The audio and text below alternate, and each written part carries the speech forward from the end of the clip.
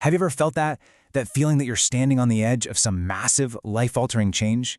Today, we're diving into a poem that gives a name to that exact moment. A powerful, forceful, and what it calls a glorious disruption. Right out of the gate, the poem asks this really personal question. So I'm going to ask you the same thing. Have you felt it? That quiet little pull, that persistent sense that something is about to shift, that you're meant for something more than whatever this is? So everything we're about to explore comes from this incredible two-part poem called Harpazo, written by the Lord Signet. Let's break down what it's all about. Okay, so what in the world is this harpazo? Well, according to the poem, it's not some gentle suggestion or a little nudge. No, this is an urgent, undeniable, powerful call to rise up. The word itself, harpazo, is just wow. It's a Greek word, and it literally means to catch up by force. So we're not talking about a slow and steady evolution here. This is about being seized, snatched, and pulled forward with some serious power. The poem kicks off with this really powerful command.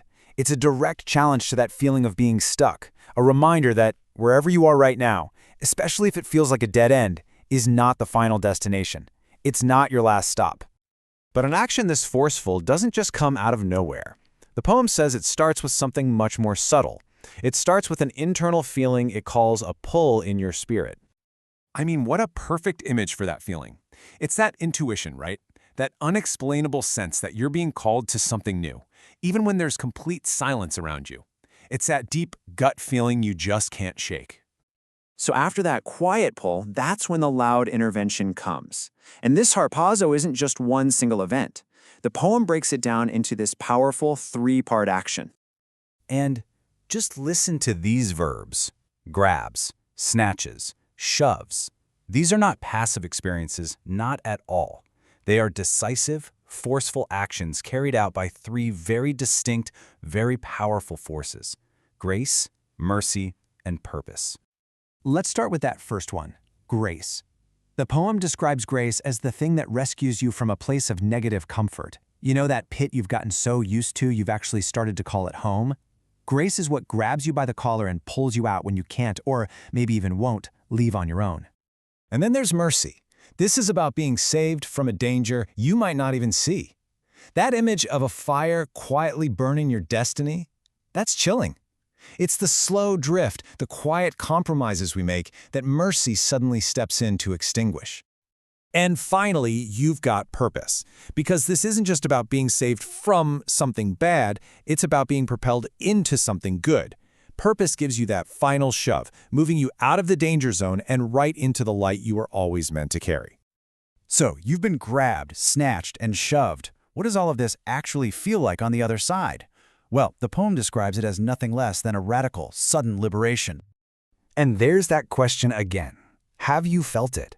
But this time, it's not about a quiet pull. It's about a physical sensation of freedom.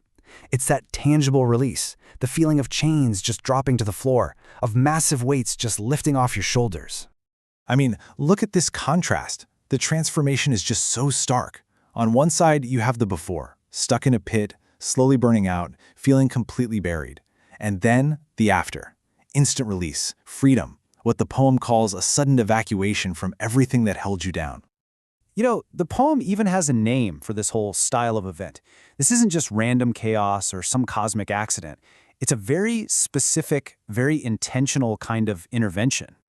And I absolutely love this phrasing. The words interruptions, ambushes, and disruptions, they usually sound negative, right? But here, the poem flips them on their head. They become holy, divine, and glorious. It completely reframes life's biggest shakeups, not as setbacks, but as these sacred, totally necessary course corrections. It all comes down to this one, single, precise moment.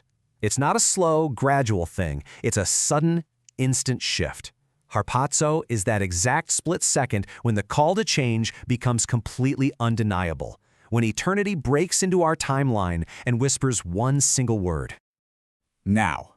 That's it. That's the moment. The instant the pull becomes a push, the rescue is complete, and your new direction is set.